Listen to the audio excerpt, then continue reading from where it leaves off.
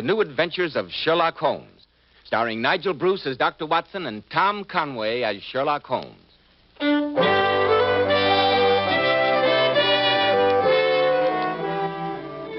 And now for that pleasant moment when we pay our weekly visit to Sherlock Holmes' celebrated friend, the eminent Dr. John H. Watson. Good evening, Mr. Bell. Come in and sit down. I thought you might have forgotten your date, Dr. Watson, when I saw that your door was closed. Not at all, my dear fellow. Rather the opposite. I'm afraid I neglected to keep an eye on the time. I was so deeply engrossed in searching through my files. With satisfactory results, I trust? Well, I hope you will find them so.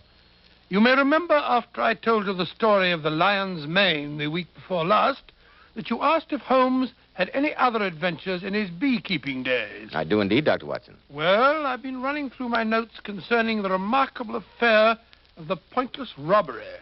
And I think you will find it thrilling enough to keep you on the edge of your chair. I'm sure we all will, Dr. Watson.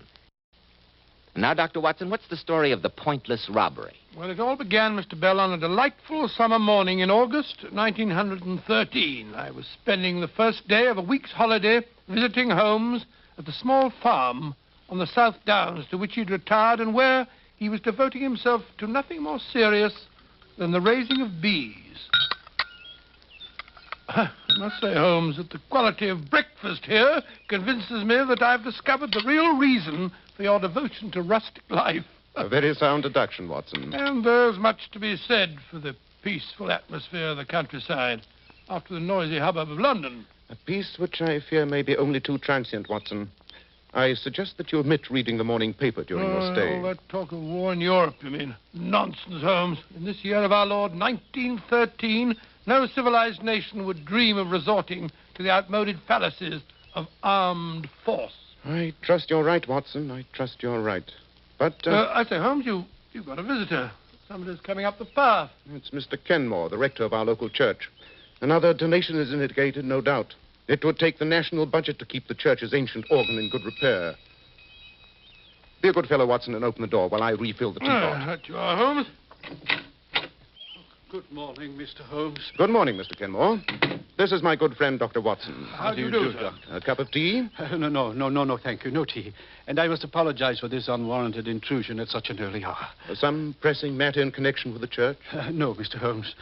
The cause of my visit is a most mysterious and disturbing occurrence which took place at my residence last night. Oh, really? Suppose you give me the facts. No doubt it will seem a minor matter to you, but I feel considerable agitation over it. Briefly, at some time last night, the rectory was broken into by thieves who ransacked the entire house, with the exception of the rooms in which my daughter Alice and I were sleeping. Oh, gracious me. And what was stolen? Nothing. Nothing whatever. Was the thief frightened off? No, Mr. Holmes. We knew nothing of it until Alice came downstairs this morning to prepare my breakfast. She found the house in a state of the utmost confusion, obvious signs of forcible entry, and not a single thing missing. Odd. Very odd. I hesitate to ask you, Mr. Holmes, to concern yourself with such a trifle, but you know our worthy constable, Tom Wilson. Yes, an excellent man when it comes to unlighted bicycle lamps, but beyond that... come, Watson, let's accompany Mr. Kenmore to the rectory and see what we can discover.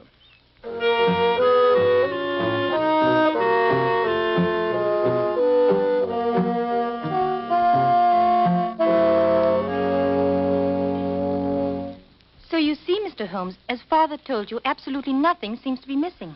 Not that the possessions of a country rector are of such great value. Nevertheless, that silver service on the sideboard would undoubtedly attract any thief's eye. A family inheritance, Mr. Holmes. One of my few valuables. I see that you've got quite a large library, Mr. Kenmore. Any books of great value there? Not at all, Dr. Watson. Sound suggestion, though, Watson. Oh, thanks, Holmes.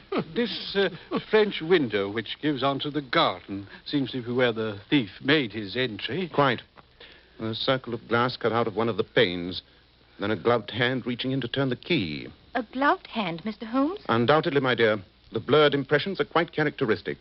And now that you've seen everything, Mr. Holmes, what do you make of it? It presents a most interesting problem, Mr. Kenmore. The disorder of the rooms would indicate a search for some definite object, even though you assure me that you know of nothing of value in your possession. We must wait for developments. I think you and your daughter should most certainly be on your guard against the thief's return. You really think there is... Mr. Kenmore, my friend is apt to see criminals behind every bush, the natural result of a lifelong career. Perhaps, Watson, perhaps. Well, we must be getting along. I wonder, Mr. Holmes, if you and Dr. Watson would do me a great favor before you go. Of course, if it's in our power. Well, what is it? Would you think me too bold if I asked you to let me take a snapshot of you both? Oh, really, Alice?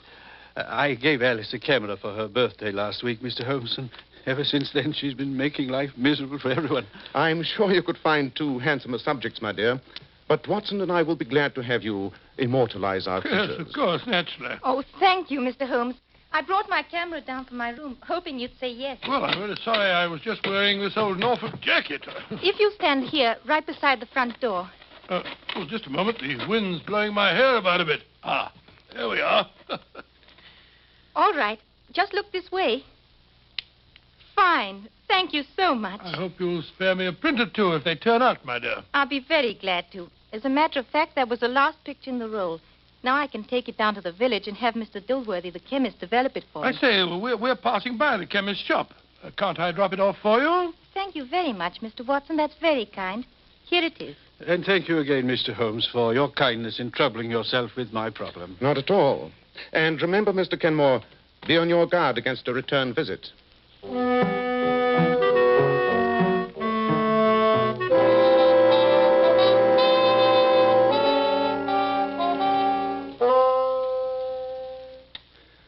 Looks to me as though you're falling asleep over your book, Watson.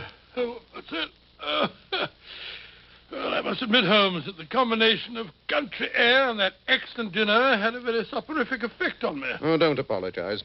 We country dwellers keep early hours. Certainly different from the old days in Baker Street. I'm surprised that you don't miss the excitement of the chase, Holmes. Professor Moriarty was the spice who kept the daily routine from becoming monotonous. But apparently he, too, seems to be in retirement. Oh, have you any news of him, Holmes? The last I heard, Scotland Yard had him fairly definitely located in South America. South America, huh? Which would indicate to anyone knowing the professor as well as I do that he may be anywhere on the face of the globe with the exception of South America. Well, old fella, I'm going upstairs to sleep. What the devil's that? The church bell. Come on, Watson. There must be something wrong at the rectory.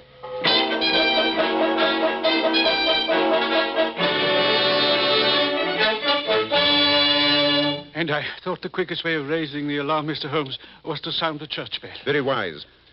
Tell me, Mr. Kenmore, what was the first thing you heard? A sharp cry from my daughter awakened me, followed by a thud. I rushed into her room and found her. Well, she'll be all right, don't you worry, Mr. Kenmore. I've had to take several stitches, but she'll have a slight concussion for the next few days. But there's no cause for alarm. Oh, thank heaven, Doctor. When I rushed in and saw her lying on the floor... Her assailant had fled by the time you entered? The open window showed only too clearly the miscreant's path. Well, you keep her in bed for a few days, give her a light diet, and she'll be right as rain. Oh, that face, the window. Oh, she's semi-conscious, poor girl, to be quite expected after such a blow. No, don't touch me. Please. It's there on the shelf. No. The sleeping draught that I gave her will take effect soon. I blame myself, Mr. Holmes, for not having paid more attention to your warning. But That's of no importance now, Mr. Kenmore. What's that? Someone at the door. Pardon me. Wilson, high time you got here. You received my message? Oh, take your message as has brought me here, Mr. Kenmore. Worthy Constable, Watson. There's been worse things happening in the village. What is it, Wilson? Oh, good evening, Mr. Holmes. Oh, there's fair devil's work afoot tonight. Oh, come, my man. What's up? Well, it's Mr. Dilworthy, the chemist. Well, what about him? In his rooms where he lives, back of his shop. Dead. Lying there on the floor with his head crushed in something savage. Dilworthy? How horrible. Some prowling thief. No. Oh, no, sir. With the cash box sitting there in plain sight. With £4 and some odd shillings plain to see and not a penny touched. Dilworthy. Wait a moment. The ransacking of this house, the attack on Miss Alice, and now this. There's only one common denominator which applies to all three. I don't understand, Mr. Holmes. That film from Alice's camera, Watson. After we left here this morning and went to the village, you left it at Dilworthy's? Of course, Oh, it's got a... Oh, matter of fact, Holmes, I'm afraid I forgot all about it. Here's the roll in my pocket. I must apologize to Miss Alice. Not a bit of it, Watson. What do you mean, not a bit of it, Watson? I'm convinced that roll of film holds the solution of the mysterious events of the past 24 hours. And due to your convenient lapse of memory, we are in possession of the prize. But what prize are we in possession of? That, Watson, remains to be seen. Come, we just have time to catch the late train for London. A visit to Scotland Yard's laboratory will reveal the precious secret which that film is evidently concealing.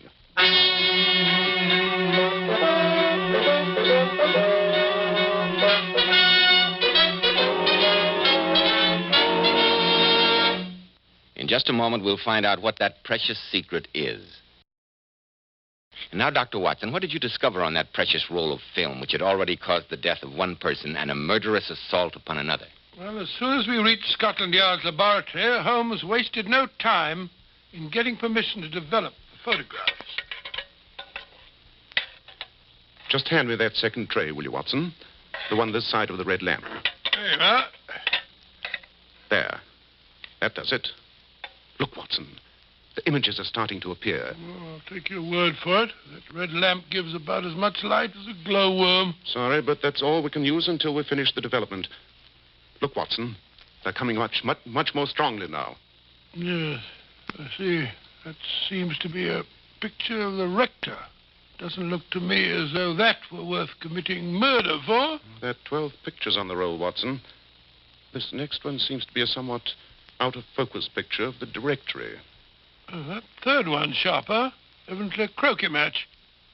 You're quite sure that we haven't gone tearing off on a wild goose chase, Holmes? Impossible, Watson. All the evidence indicates that this film must have been the objective. Ah, now that looks more interesting. Two girls on the beach in bathing suits. I say, Holmes. What? That girl on the left's got a fine figure, eh? Undoubtedly. But the composition is not improved by those other people in the middle background. I think that... Watson, hand me that lens. The large magnifier there. Ah, I thought you were displaying a cavalier lack of interest in such a shapely young lady. Well, I trust it's repaying your intense study. Look, Watson. Look here. Examine it closely through the lens. Well, a daring bathing suit, I must say. Has no sleeves. Not the girl, you idiot. Huh? The girl? The two men in the background. Oh. Take a good look at that one on the right. Oh, there's certainly something familiar about him. Holmes, it can't be. But it is, Watson. Beyond any shadow of doubt. Professor Moriarty himself. And no nearer to South America than the beaches of England. But I don't see why Moriarty should have been so anxious to secure this film. After all, Holmes, there's nothing particularly damning in a photograph of two men seated on a beach. When one of them is the world's most notorious criminal, and when he's quite ready to commit murder to regain the film. Watson, ask the inspector to call us a car. Where are we going? You and I and this precious film are paying a visit to Sir Edward at the Foreign Office at once.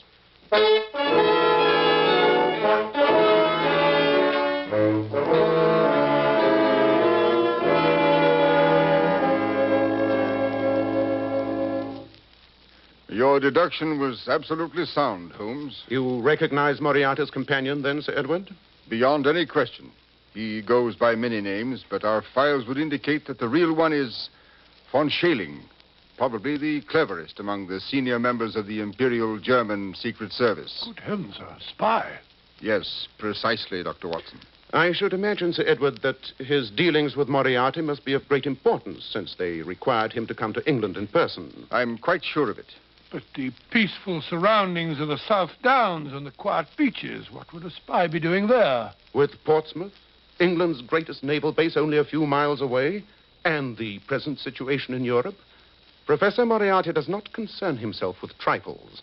Under the circumstances, I have no hesitation in telling you two gentlemen that the first trials of our new battle cruisers have been taking place off Portsmouth these last few days. Great Scott. Yes, Doctor. In what we thought was the utmost secrecy. There's still a ray of hope, Sir Edward. Moriarty would not have gone to such lengths to suppress this photograph had his transactions with von Schäling been completed.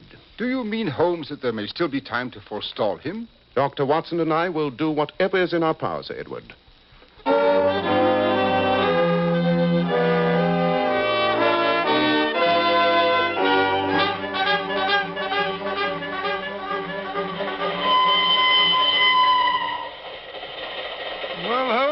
judging from the sudden change in your expression after your silence this past hour, you've evidently had an inspiration. We must bait a trap, Watson. And that film must be our bait. Professor Moriarty must be in a fury at his bungling subordinates, who've twice failed to recover it. If I know the professor, he'll make the next attempt himself. Well, you can't take an advertisement in the newspaper, Holmes, to lure Moriarty into a trap. If Alice and her father will cooperate, I have a method that is better than any advertisement. Oh? What's that? Evidently, Watson, you're not acquainted with the post office and the postmistress of the average village, to which Falworth is no exception. She fills the function of a town crier with the utmost efficiency. She will be our advertisement.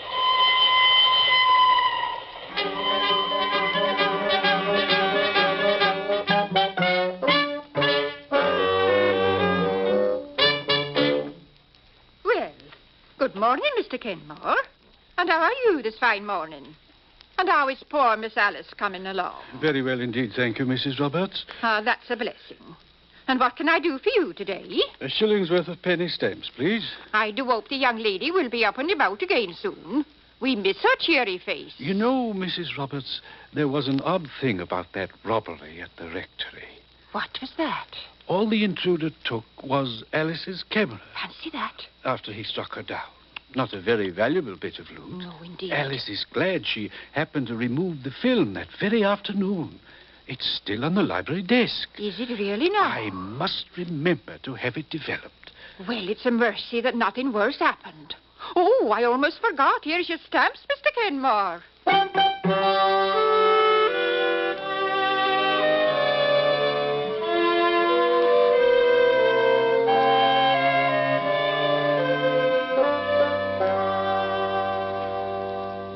And I think I can assure you, Mr. Holmes, knowing our worthy postmistress as I do, that the misinformation I gave her has by now been widely disseminated. Excellent, Mr. Kenmore. And I appreciate what you and Alice have been willing to risk on behalf of your country. At least the falsehood I told was in a worthy cause. I only wish Dr. Watson would let me get out of bed and come downstairs into the library with you when you take up your vigil tonight. I'd like to see that those horrible men get their just deserts. Really, my dear, you sound almost bloodthirsty. Well, I can't say that I blame Miss Alice for that. If someone had given me a crack on the head, I'd look forward to their downfall. Mr. Kenmore, I would have felt happier if you and Alice were not in the house. But with my knowledge of Moriarty, I fear that he may have the place under observation, and the departure of you and your daughter might make him suspicious. Is that why you and Dr. Watson are wearing those filthy farmer's clothes, Mr. Holmes? Precisely, my dear. 8 o'clock. Time we were beginning our vigil. Mr. Kenmore, you will remain on guard with Alice here in her room. No matter what happens in the library, this is your post of duty. Very well, Mr. Holmes. You have your service revolver, Watson? Certainly. Come then. We must be concealed and in readiness for our visitor at whatever hour he may arrive.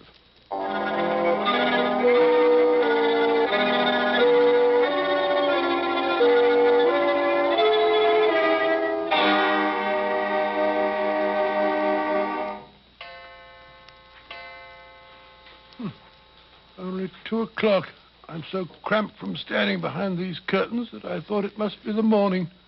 What price the peaceful countryside now, Watson? Well, I must say that... Quiet. What is it? A faint sound on the gravel path. It might be a nocturnal animal or... No. There it is again. Footsteps.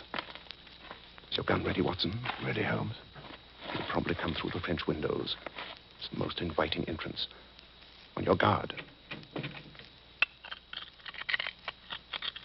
Cutting up a pane of glass.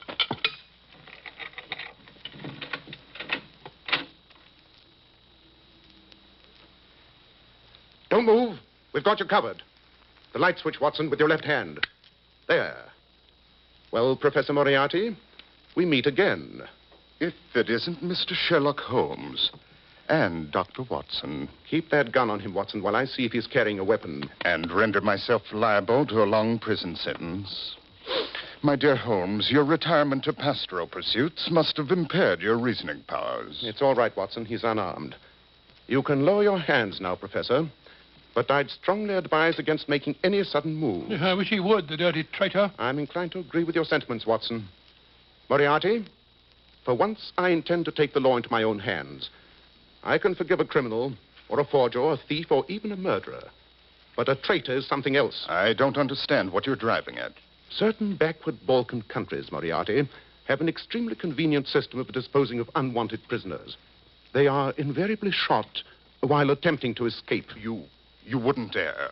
You who have always stood on the side of the law. Have you ever known me to break my word? I assure you, Moriarty, that unless you consent to turn over von Schailing to us, together with any information you have for him, you will be dead by the time I count 10. And I promise you that Watson won't hesitate either. Yeah, you bet I won't, Holmes. Take your choice, Moriarty. 1, 2, 3, 4. All right, Holmes. You win. This time. A wise decision. Where were you to meet von Schailing? And what were you to deliver to him? At midnight tomorrow, on a beach 6 miles south of here. He has a rendezvous there with a submarine that is to take him back to Germany. And the figures on the new cruisers are hidden at my lodgings in Portsmouth. We'll keep that appointment with von Schailing tomorrow night. And to make sure that you have no chance for further treachery, you'll remain with us until he's in our hands.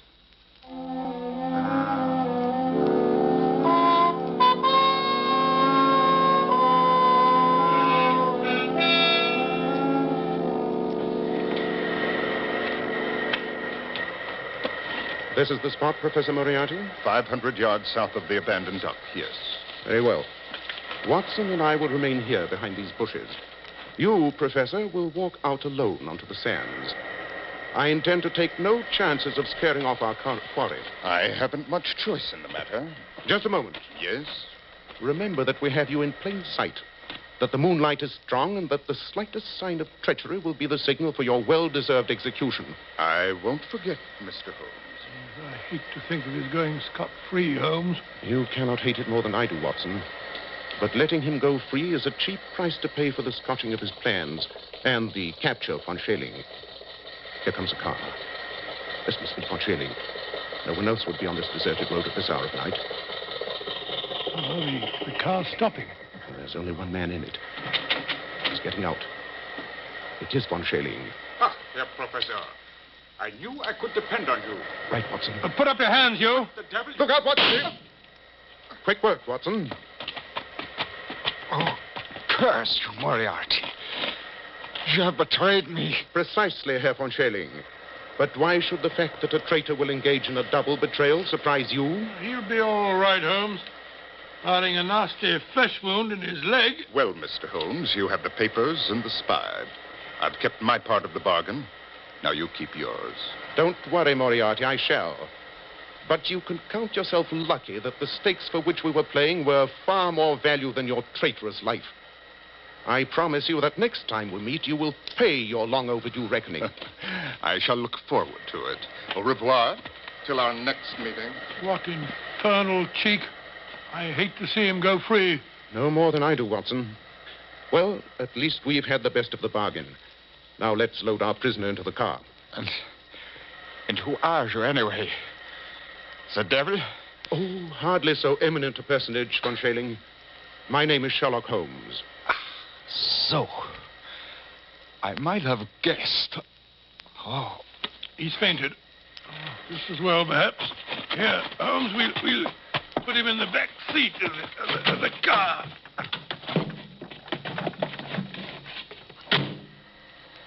Well, you've got the spy, and that finishes that.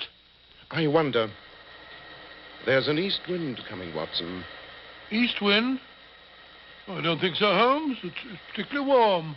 Good old Watson. You're the one fixed point in a changing age. There's an east wind coming all the same. Such a wind has never blew on England yet. It will be cold and bitter, and a good many of us may wither before its blast. But it's God's own wind nonetheless, and a cleaner, better, stronger land will lie in the sunshine when the storm has cleared. Start the car up, Watson. It's time we were on our way.